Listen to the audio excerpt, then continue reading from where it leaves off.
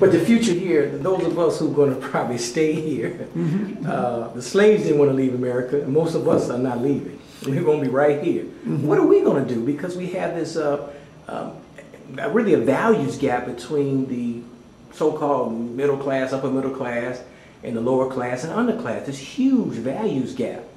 And we have, you know the problem with public schools, the AIDS epidemic in our community. We have a lot of destabilization. Where's the leadership for those of us? I love to say this question. Where's the leadership for those of us who cannot or will not fully integrate into a mainstream, meaning European American society? Well, first of all, let's go back and say that, and I firmly believe that there is no way that we can save ourselves here unless we help to save our African people on the continent. I don't think you can separate the two. And I think that is sort of a development, a kind of self-help thing that has to go hand in hand with each other. Because after all, we were brought here against our will, and there's no guarantee we won't be pushed out of here against our will. Okay? That's the thing that we have to always keep in mind. We cannot assume that the people in this country will always have a place for us on this continent and in this country. That's a reality. Now, what is the future for us? You're absolutely correct. There is a class division. And I think most social scientists would agree that class division is growing, that there's some dispute as to the rate at which it's growing. Some people say it's growing fast, some people say it's growing slow, some people say it has stagnated as a result of the economic meltdown. It depends, but the reality is there is a class distinction in the African American community. There's no doubt about that. You add to that this insanity, this lunacy, if you will, about a post-racial society. So you add the class notion to the post-racialism, and you get a kind of insanity that is just, it's beyond insanity. It's stupidity. And I think once we erase that from the minds of many of our young people, I think we're better off. So that's one of the first things we've got to do, is get that sort of insanity out of our system.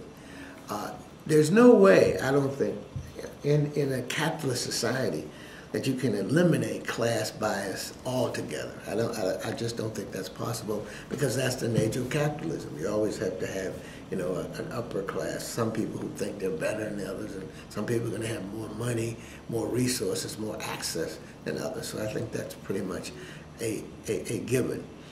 What you can do is imbue in children and young people the reality that we're all on the same boat, and that one cannot progress without the other. That when you have, growing and these big gaps in education and income and access and resources, that you have a boat that is driving toward disaster, and that is one thing we cannot have. I think, however, the future looks good. It's not an immediate. I think immediately we have a real serious thing. I think, but once we get over this gap, I think we're gonna survive. Let me just point out one thing. We said this in the 90s, and nobody believed us. The reality is, what we said in the 90s was that this generation, and what we meant by this generation, we meant the generation of young people who are now going into college and graduating, because they were like born in the 90s and 80s and 90s, that generation would be the first generation to make less money in their lifetime than their parents. Now, of course, in the year 2010, the U.S. Census Bureau, the Bureau of Labor Statistics, all of the social service agencies and social scientists are saying not only are African Americans going to be the first generation, that Americans in general may be the first generation of people that have to make less money in their lifetime than their parents. Now, obviously, that has to be adjusted for time and et cetera, but overall, you're talking about people being less well off than their parents.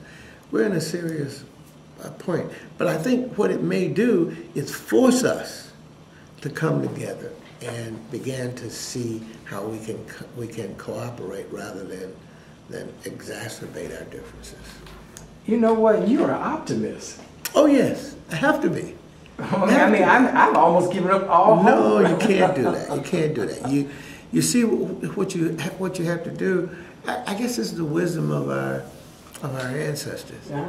Is that they in the darkest hours, they saw a horizon and they were able to see beyond the clouds and see some hope.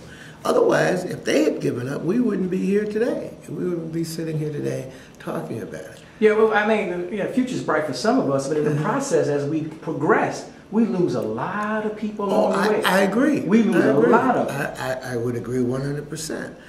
Especially our young men. Our young men are being devastated. The ones who are victims of this deindustrialization of America. Right. I mean, they can forget about that, and it's over. And then you have the ones who do well in school. Well, they so arrogant.